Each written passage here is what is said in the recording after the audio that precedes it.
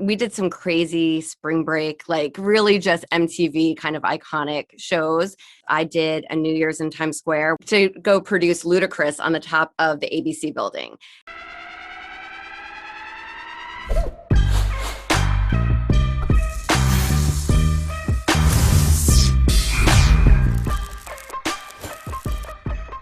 Okay, here we go. All right. This is the Living Numbers podcast, where the numbers tell the story, but the people give it purpose. A new intro there for you all. Of course, make sure you like, subscribe, download, all of that great stuff, rate and review. You all know the deal. Now, of course, we have someone on for the first time, and we have to give her a fabulous intro.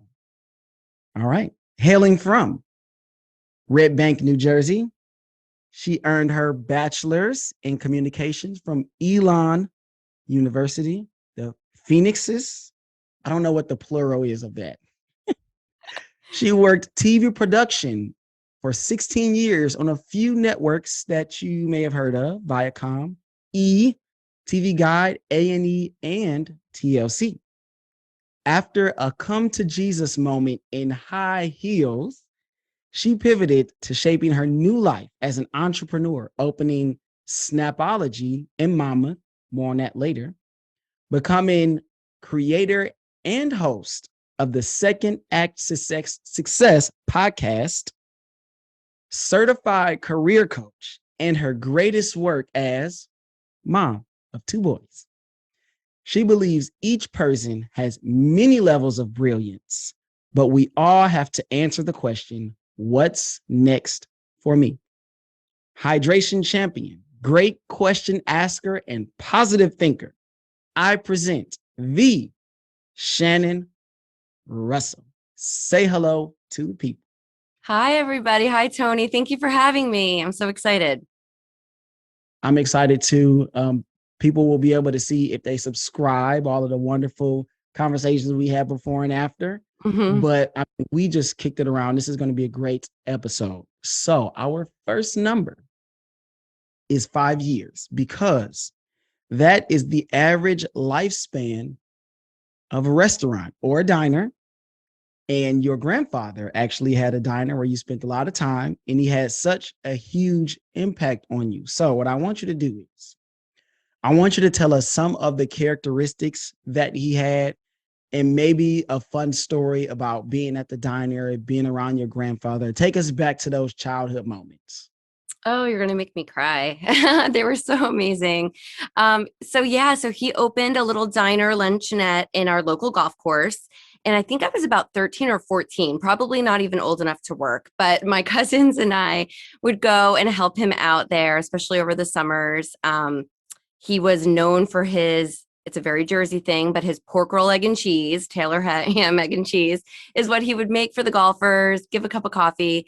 He just, we always like to say that we don't know if his food was good, but the golfers would come and stop and just talk to him because he was retired, had so many stories from the war. He used to drive trucks around New York City. He managed a go-go bar, he called it, for many years.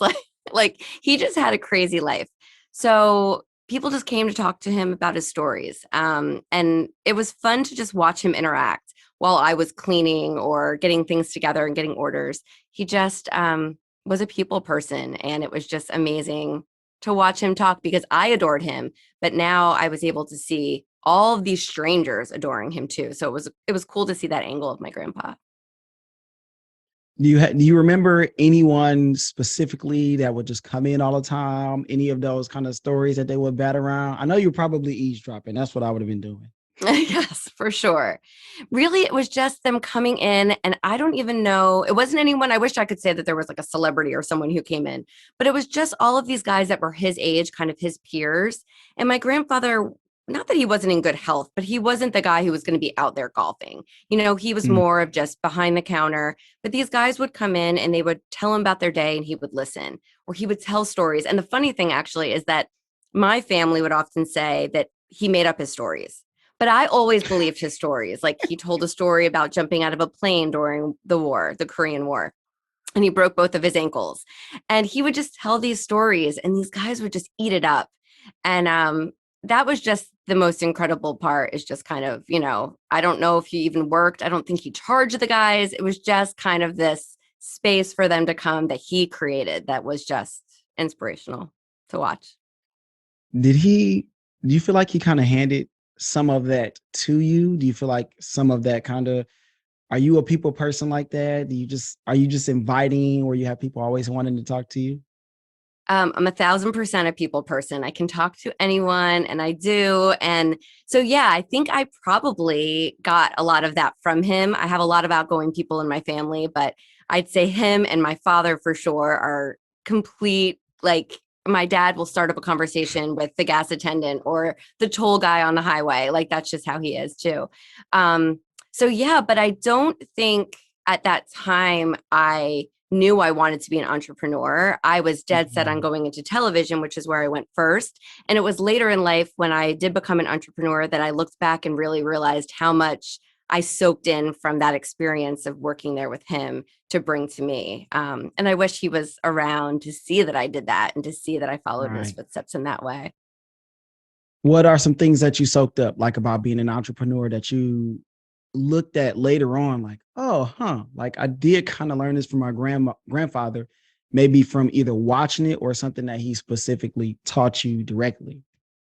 Definitely the people aspect, because even with Mm, both of my businesses, my first business that I opened is Snapology. So it's a brick and mortar center here where I get to teach kids STEM education. So Lego building, robotics, all that good stuff. And it's a very personable, business, because I'm not only mm. teaching the kids, I'm forming relationships with the parents that come in, and we do birthday parties and we do all of these big events. So I'm constantly having to talk to other people and really become friends with these other parents. I have parents of kids who come to my classes that friend me on Facebook, and we go out for drinks. So I probably am too friendly to an extent with customers, but I think that's how you grow your business. And I have a very successful business, and I really do attribute the time that I take to really get to know my customers to that fact. And that is what I learned from my grandfather for sure. That is so important. And we were talking about it before Hmm. this whole started, about how important it is to not, we didn't say it like this specifically, but this is how I tell my kids at school: you can't put the work before the people. No. Like, if you do that, you just can miss out on so many great relationships and great people that you can meet. And we talked about just those sparking up conversations. And so Mhm. we were at Podcast Movement together, even though we didn't cross paths. I have no idea how that happened. I don't either. But these breakout sessions happen, these trainings are happening, and we both agreed, if you're talking with someone and that conversation is just flowing, like y'all are connecting, don't leave that. That is so, so important, because you never know, not just what you can gain from it in the future, right? Not every relationship turns into a business relationship, but it may just be for that moment, that day and time, where in it makes a difference in life. Like, I remember this lady named Sybil. She was talking to me, and she just gave me so much. I mean, she talked to me for about 45 minutes.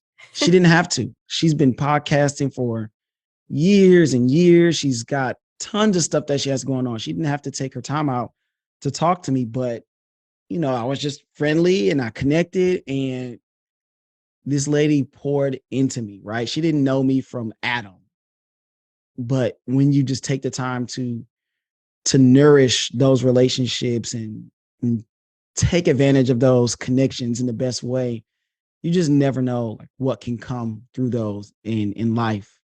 Yep. And so you are given an opportunity in TV production, which is going to move us to our next set of numbers. I Okay. usually have one, but hey, it's my podcast. We have as many numbers as I like. These both relate to you directly, though. These are good. Watch this. Okay. 1.77% of people in LA work in entertainment. That is number one in the country. That doesn't sound like a lot, but it is. What you do you Hmm. know what number it is? I don't. New York. Oh, yes, obviously. So 1.338% of people in New York work in entertainment. And so Ooh, obviously we talked a little bit about you cut your teeth in television production, 16 years. So who gave you a shot in TV? I know as a teacher, I remember the first principal that said, okay, we're going to give you a shot. We're going to hire you. We're going to see what you got. And that just meant so much to me for somebody to believe in me when they could have said, we looking for somebody with experience or something else. So who was that person that said, I think Shannon is the right person for the job? that's easy. That's Suzanne Marino and Anna Muccio. Those are two amazing women who were they did a lot at MTV, but they were in charge of the internship program. So I interned not only once but twice at MTV. I kept going back throughout my college experience, and they even pitched to me to start working before graduation. And I was like, "Hold up, I love school. I've got to go graduate." But then they gave me my first job after graduation. So Mm, really, they were so instrumental in so many of my friends who started around the same time as me. So it was them. man, that makes a difference, right? When Hmm. somebody are like, yeah, yep, you're the one, and you did such a great job that they wanted you back. Yeah. What was your favorite show? Like just kind of over the years, it could be show, it could be just, I don't know all the ins and outs, but what's one of your favorite things that you did that you're proud of? You go, you know what? We did a great job. Oh gosh. Well, at MTV, which I was at for the most chunk of time, I guess, was just we did some crazy spring break, like really just MTV kind of iconic shows that were amazing. Also, New Year's. I did a New Year's in Times Square where I was in the middle of Times Square walking with security guards while all the people were, on the side of barriers to go produce Ludacris on the top of the ABC building. And that is something that I'll never forget. Confetti falling on me. He's singing at the drop of midnight. That was really, really incredible. And then other than MTV, I produced a show for the TV Guide Network that maybe not a lot of people watched, but it was the pre-show and post-show to American Idol at the height of that show. Oh yeah. So I knew everything about American Idol. We had past contestants on, we had all the winners on, and so we were set up outside of American Idol's studio at the CBS lot in LA, and we would interview everyone before they went into the show and afterwards, and just such a great crew of people. And my hosts were amazing, and it was a great experience for several years. Okay, who are some of these people that you just remember so fondly? Because again, it's about the people. Like no matter what the job is, it could be great or it could be just the absolute worst, depending on who you're working next to. I'm sure you have some stories like that too. Who are some of those great people? At American Idol, or at my Idol show, was obviously Justin Guarini. He was, from the first season, he was one of my hosts. So he was Mm. the talent. I was a producer. We became really close in the years that I was producing him. He was such an amazing guy. A lot of the idols were great and just, really fun to come through. But we also had random other guests at the time that I worked at TV Guide Network. We interviewed Henry Winkler. Like I did a fashion show there as well, like a style Mm-hmm. show.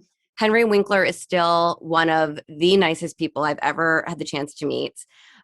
Just knew everyone's name walking through. So he's someone I always think back to how wonderful he was. Um, just at my time at that particular network.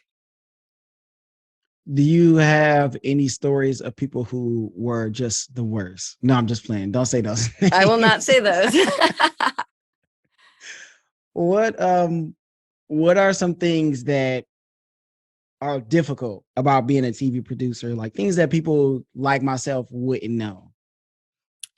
Definitely, I would say probably the hours. It's really long hours. Mm, And when you're shooting on location, you're just around the clock, and so it's hard to have a life outside of the particular show you're on at the time, just because of the hours and the amount of stress and pressure. But on this flip side, if you're with a great crew, like you want to be with those people. They're your friends and that's who Right. you want to hang out with for drinks afterwards anyway. So I had a lot of that, of working with just some of my best friends still from all the different, years and different shows. And aside from that, it's really the freelance life. Like a lot of people think you make a lot of money in television and it's so, glitz and glam. Glamorous. Yeah, but on the flip side of that though, we're all freelance. So you get hired on a project and then that project ends, you finish shooting the show and you're finished until you get hired on the next one.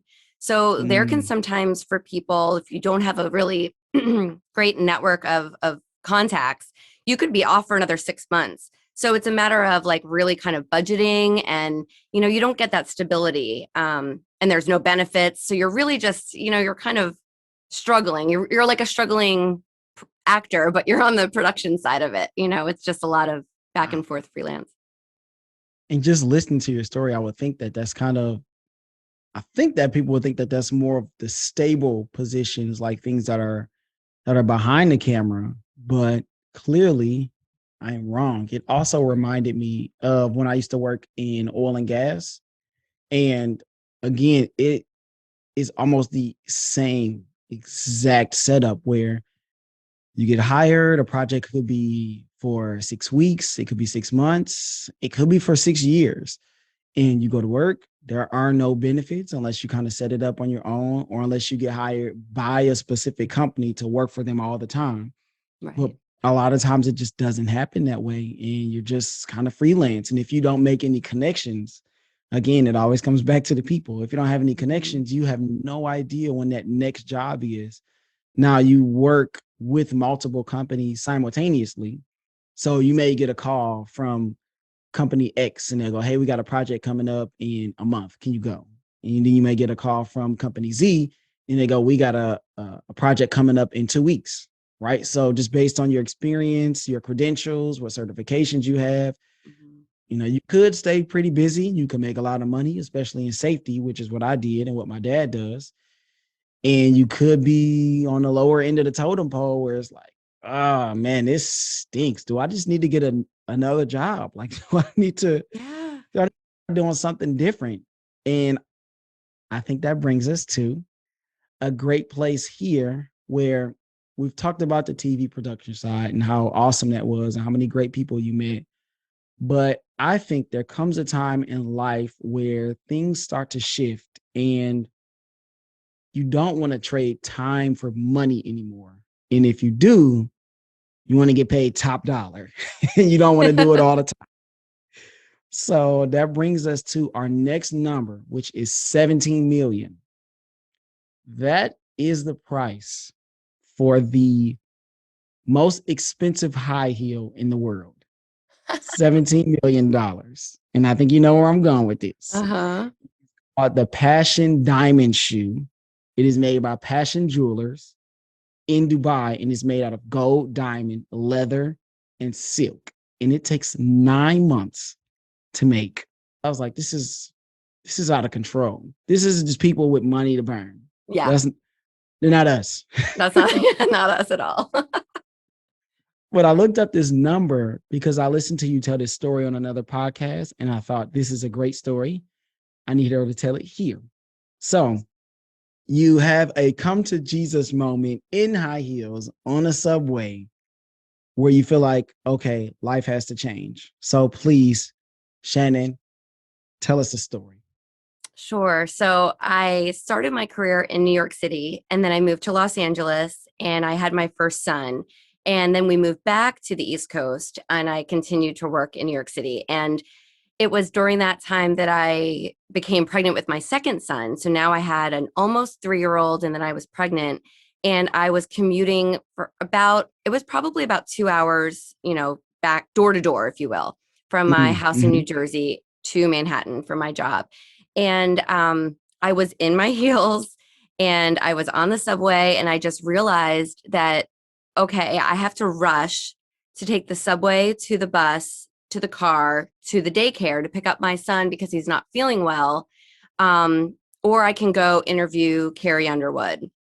And it was one of those moments of like, I don't care anymore about Carrie in that interview. It just, everything kind of shifted for me. And I realized this is too much. The stress of that commute back to get my little one while I have a 8-month-old, almost baby in my belly, just didn't, I was just so set on needing to be with the kids. And I realized that all of the excitement and all of the fun of the industry, it just didn't mean anything to me anymore. And that was my come Mm, to Jesus moment of get me out of here and help me figure out what else to do, because it was just becoming more harmful and stressful, I think, than fun at that point. mm. And I just wasn't enjoying what I was doing and the stress of it. So yeah, that was my moment when I realized, okay, something has to change. What was the what were the emotions before that moment? Like, because I'm pretty sure it was like you get a call, your son is sick. Now you got to like basically figure it out. And I have a son, 13 months. Oh, So I kind of can like put myself in like, okay, right. And then the emotions right after you made that decision. Cause a lot of times those are like, it's like something turns on, like something clicks in your head and you go, mm-hmm. no more. No So more. like, what were those emotions like right before that? You get the call, things got to happen. And then you make this decision. And again, things got to happen. So even leading up to that, my role at that particular job that I was at, I was in charge of my team. And that was nice that I was in charge so that I could make the decision that I would leave early every day at 4 o'clock so that I could go across town and make a bus by 4:30 so that I could take an hour and 15-minute bus ride to pick my son up by 6 o'clock.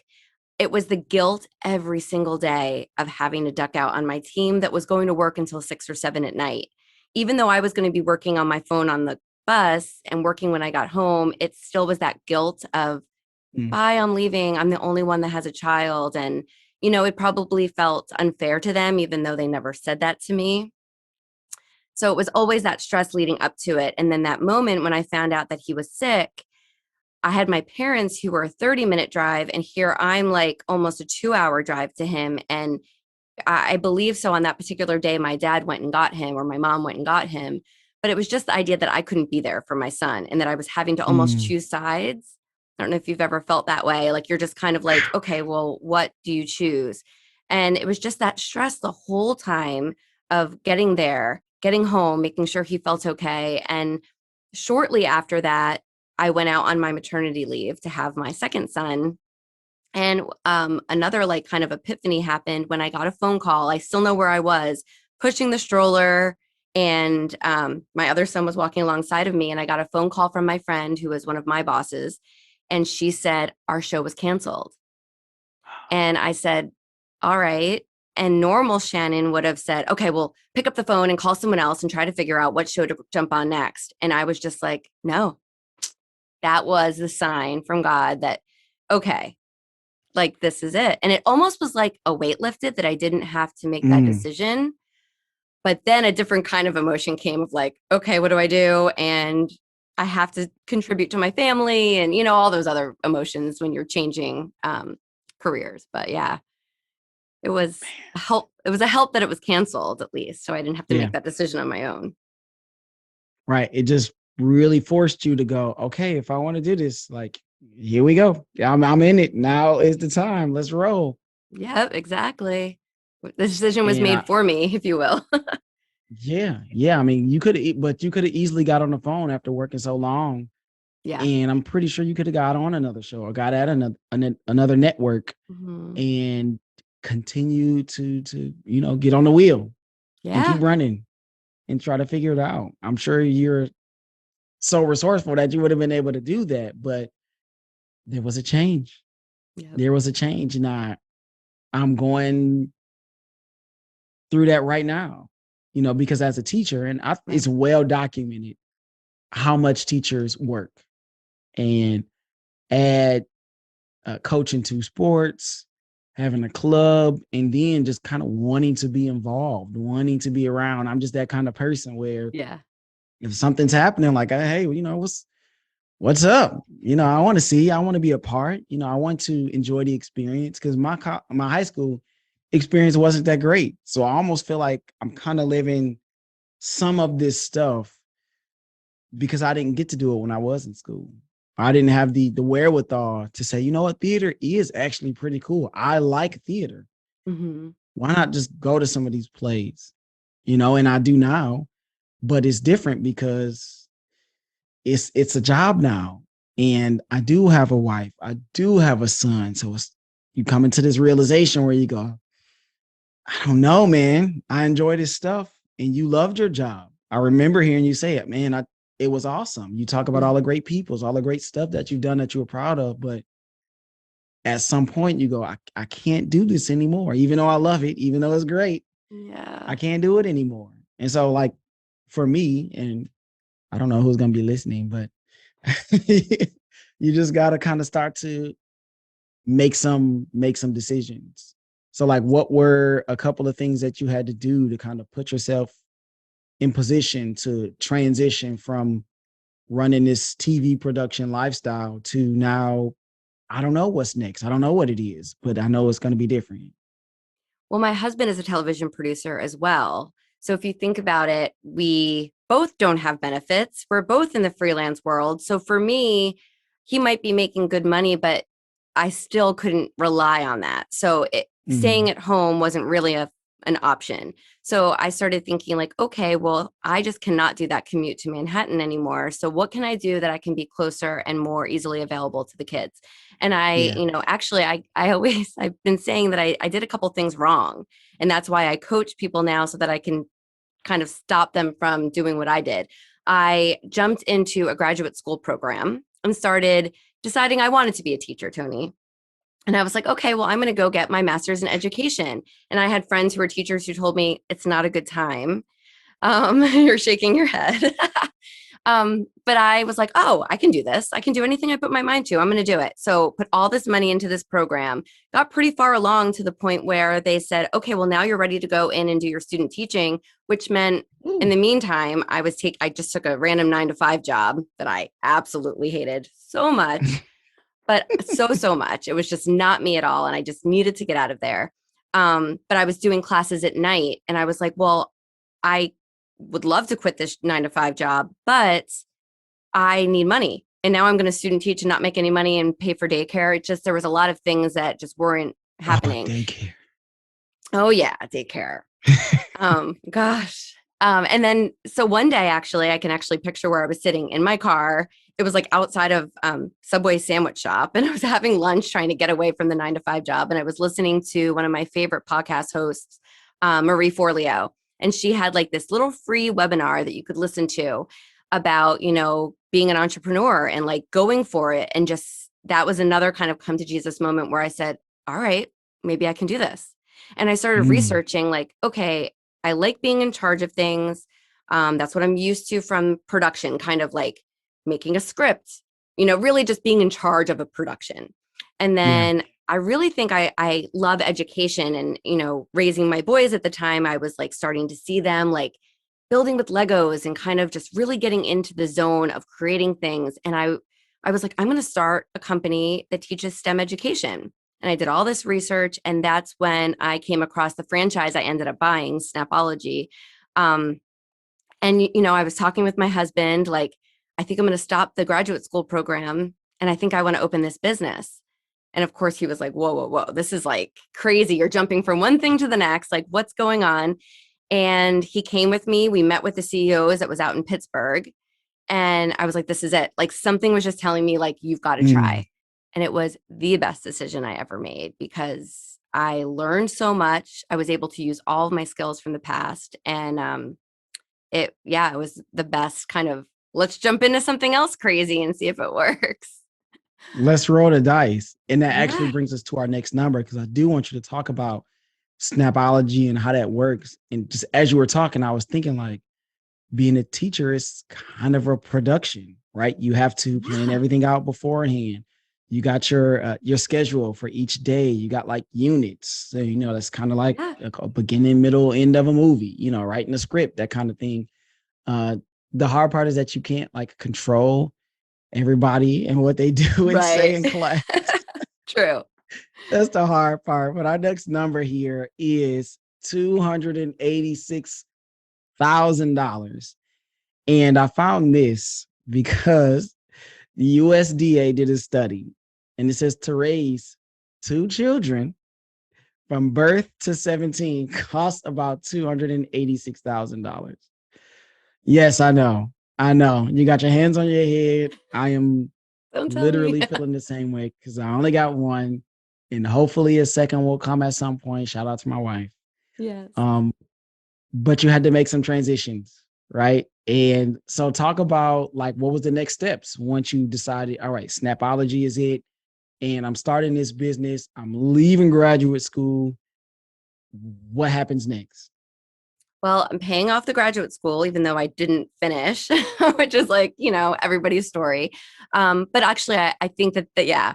But I think that led me to this, if you think about it. Like that, I always, as we're writing the checks each month, I'm thinking like that led me to this because I realized I learned so much in that. But it really Mm, led me to something that was even more better fitting for my family, I guess. But yeah, so I just, launched this company out of my house. I didn't have a brick and mortar at the time. So the model of Snapology is you can work kind of as a mobile. So you can work out of your house, get jobs at different schools and rec centers and teach classes there to grow the business. So I actually ended up doing that for 2 years, which was great because I was able to pick up the kids from daycare. The kids could sit with me and sort Legos before a class. They could come with me to a class. So just already my mm. life and being able to really be involved with the kids was tremendously changed. Um, it was phenomenal. And luckily, I just kind of took off really quickly. I think a lot of my work in TV, like dealing with publicists and agents and writing scripts, I mean, all of that, I was able to really market the business from day one. I could, write our press releases. I could write different marketing materials, and I had the support of the parent franchise owner.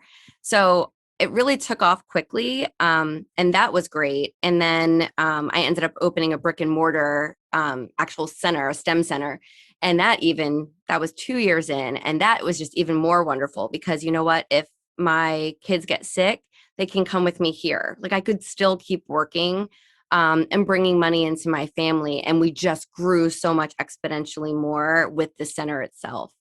Um, Mm. so really, it just was. It was perfect for how I wanted to show up as a mom. Yeah, having kids, they change Yeah, everything. I know everything. for me, I'm always like, for me, for me. But I had the podcast and I was working on it all summer. I mean, I literally just threw myself into my podcast like it was a job. Every day I was working on stuff every day, every day. And then once school started back, it was like, man, I can't work on this the way that I wanted to. You go, uh-oh. Think I'm coming to Jesus moment. Right. But you can't just quit your job and leave everything. So what are some things that are still changing for you as you try to balance now being a business owner as well as a podcaster and being a mom and a wife and all of those things? It's still a lot of balance, but I still feel like my kids can be really involved. So my Snapology business has grown to a point where I have an amazing team of people. I have a great friend who is now a manager for me. So she kind of, runs that. I'm still very much Mm, involved, but my team can handle it. So since I launched Second Act Success in around March or April of this year, I let my team know so that they kind of went to my manager more than me. They knew that I was going to take a little bit of a step back to grow this other business that I care about so mm, much. And having that was tremendous because if I was still totally into Snapology 24/7, I wouldn't be able to grow Second Act Success. right. Um, but it's nice to have the support of them. They love the podcast and they're listening and they're like, oh, this is so great, and talking to me about it when I'm at work. So it's nice. But the podcast and really like developing I have a course coming out in the fall, just the coaching aspect of what I do, that can all be done from my home office. So my kids can still be Mm, there. They think it's super cool to hear mommy on the podcast apps when we listen. And they want to be a part of it. It's actually funny. And I think I said this on one of my podcasts is that, if the kids are on their iPad and it's, we're watching TV at night, I'll get on the computer and my husband will be like, "Oh, are you on the computer again?" And the boys go, "No, it's her hobby. She loves it." I'm like, "It's not really a hobby, but I do love it."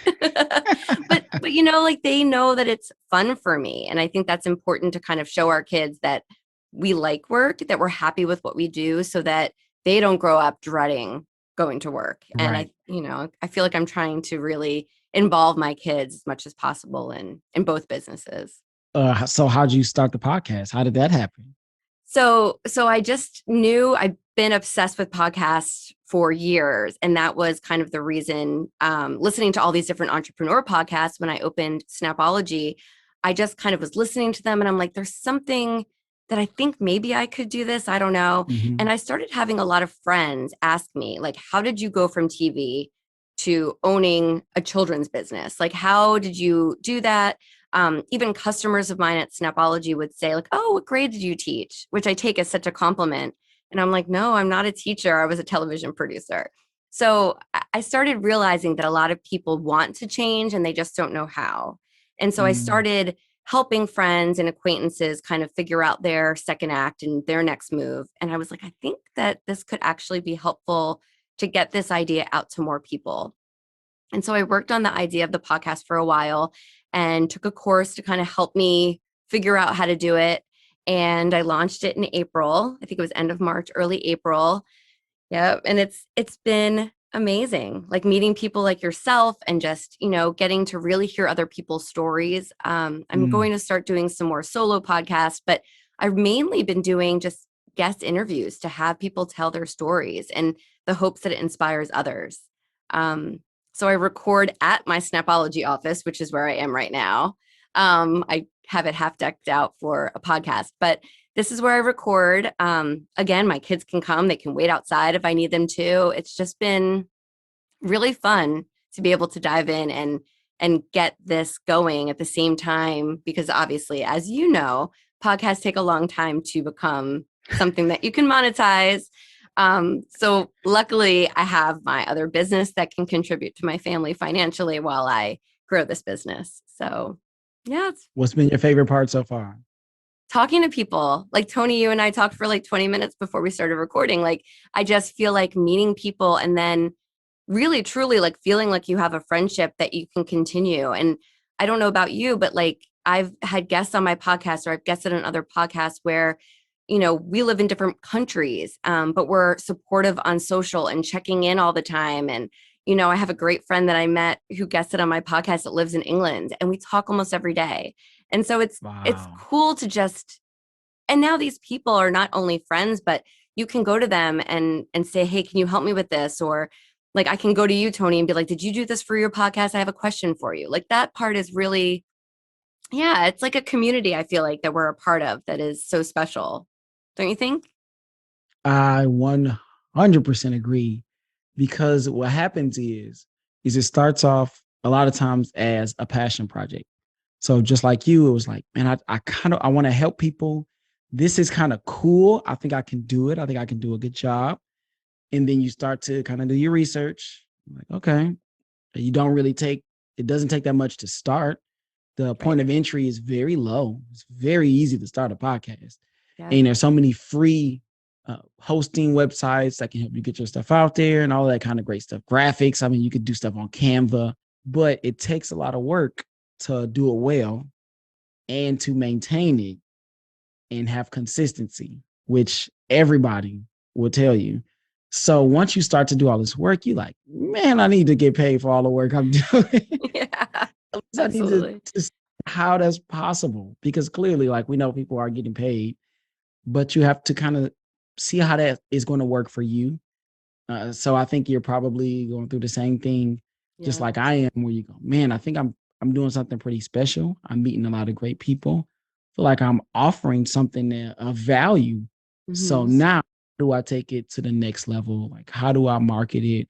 How do I now get paid? And how do I then connect with people who are doing it on a scale that is bigger than mine? And how do I learn from those people?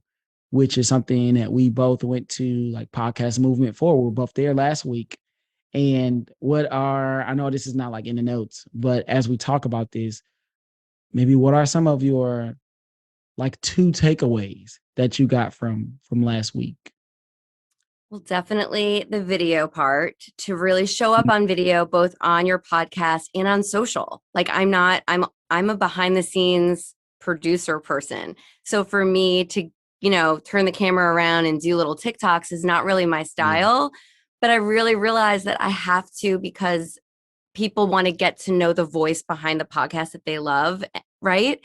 And I feel That's like it. that only will help us grow and reach that many more people. So that was a big takeaway. That was a big, like, okay, I know I need to do this, and now I really have to start doing it.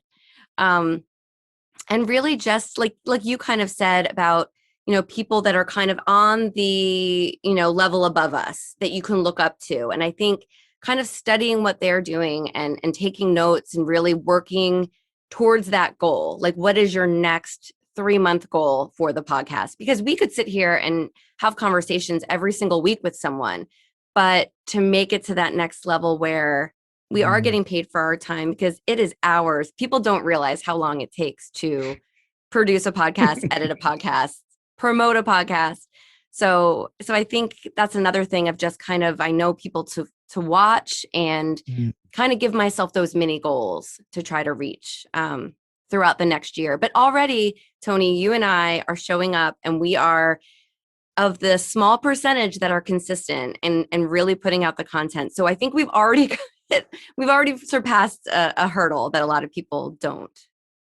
I'm gonna give you a virtual pat on the back, Shannon. Yes, you I too. know people can look at that, and you Yes. guys decide if the pat was on the back or whatever. Okay. Yeah. Okay. This is, I guess, the last part of our interview where I ask the 3 whats to every guest. So you've seen these beforehand. I'm pretty sure you got some great answers because you've done some great things. So our first what is, in or outside of your field of expertise, what's an opinion you have that will be considered unpopular? That is a hard one. I'm still deciding on that one. I think the idea that you can be busy as a parent, be really active and love your job, but that you can still be a good parent.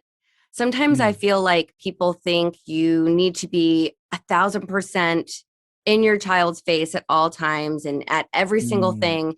Um, and maybe put them first, which, trust me, my kids, I'm surprised they're not sitting here right now. They're so attached to me and I'm attached to them, but they see that I love both of my businesses. And I think that shows them that there's more, that it's okay to have a working mom that is busy and maybe not there all the time. Does that make sense? Like, instead of, Yeah, like, absolutely. I'm there for everything, but like last week, went away for a week to podcast movement, and I learned so much, and I called them every day, and I feel like they saw the joy in my face of what I was, learning while I was away from them. So I think you can be busy as a parent, you can have your hobbies as a parent, you can have interests outside of your family and still be a really great parent, because you know what? You're teaching them so much of a really well-rounded parent, I guess, if that's right. Might not be popular, but I would implore you, I would implore everyone to have a balanced lifestyle, because guess what? You're going to want your kids to know how to put themselves first, to not overwork themselves, to not overextend themselves, to even friends and family. Like, you have to take care of yourself, or you're not going to be able to be your best for anyone else. yeah. So there is, now I'm not saying like be a narcissist, only think about yourself, but you do got to make sure you take care of you. And the best way to show your kids that is by doing it. And so having hobbies, having a healthy work relationship, and then making time for friends and family. And it's not always easy. And I was just talking to a student about this today, where you just can't get time back. Like, you can't. And so if you spend all of it working, then you Yeah. miss out on those relationships. But if you spend all of it with your kids, you may look back and say, well, dang, I really think I could have did something special, Right. but I never tried. And so I think Yeah. that's something that we all can take away from it. So believe in that unpopular opinion. I'm with you. But you know what, Tony, too, just real quick, like it's also hard because like, we both have other jobs, right? You're a teacher, I have snapology. But then when it comes to the podcast, it's fun and we love it. So don't you feel like there's times where you should be hanging out with the kids, but you want to get on and do some work? Yeah. And that's like the hard balance that I'm still trying to teach myself that, you Yep. know, they might be doing something else, but I can be doing it with them. So I don't need Yep. to every free second go on my computer. But I think it's a learning curve for us to just learn because we do love it so much. And it's just a testament to that. Don't you think? My wife will be amen in you right now Yeah, if she my was in husband the too, room probably. because especially for us, because we're so new at it. We feel Yeah. like there's so much I still need to learn. There's so much I still need to do. There's so much that I don't know. Like I feel like I don't want to miss anything. I don't want to miss a post or I don't want to miss a message from somebody. I don't want to miss putting something on the schedule. It's like, Yeah. I don't want to mess this thing up because I love what I do. And sometimes it is so much fun. Like I do a ton of research on I don't say a ton. I don't want to make it seem like I'm some brainiac or something, but I do research on my guests before I have them on. So it's cool to find out these things like we were talking now, you love pizza and you love staying hydrated.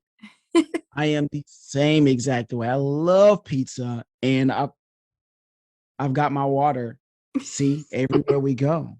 And so Yeah. it's cool finding things out and then to be able to talk to you on here and have you as a guest and just connect. Again, we're connecting and it's people. So okay. Second what? If you this might be hard. If you weren't in the field of having your own business as an entrepreneur, as well as podcasting, what would you be doing? Like what field would you work in? I was thinking about this. I can honestly say I've had two dream jobs, or if you will, or I feel like I've been very fortunate, but I've always wanted to write. I've always wanted to write children's books or even young adult novels. Like I'm into the YA, like I love Pretty Little Liars and all of those kind of that genre. So I would love to just have the time to write, like ideally on a beach in Hawaii, writing a book. That Yes. that has nothing to do with business or anything else. But that's what I would love to do. Wow. What do the things that you read inspire you in that way? They don't because honestly, I feel like I read a lot of entrepreneur books now and Mm, currently, but I do have a book from actually a guest that was just on recently that is called Tell Me Lies by Carola Levering, sorry. And that's a great one. It's about like college kids and kind of just it's being made into a Hulu series this fall. So that one is like, wow. I just love kind of I think I loved college so much and I loved being in my late Mm. teens and 20s that I feel like I'm still there. So to write about that would be really amazing.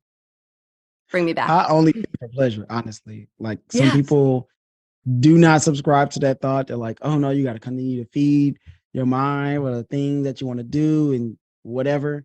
But I'm just at this place in life. I'm only going to do the things that I want to do if at all I can help it. Right. We have enough time to do the things that we have to do, the things that we need to do.